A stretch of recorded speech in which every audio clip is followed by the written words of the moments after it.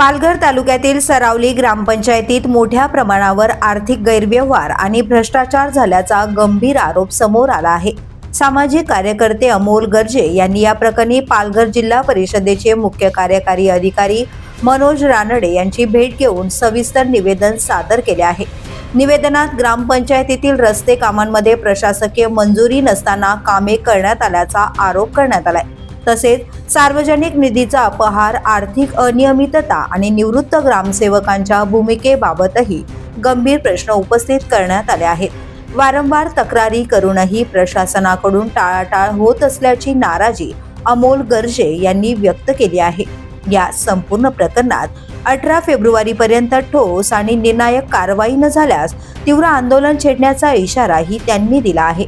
आता जिल्हा परिषद प्रशासन या आरोपांची चौकशी करून कोणती भूमिका घेते याकडे संपूर्ण तालुक्याचे लक्ष लागले आहे। The police news bureau, Palghar.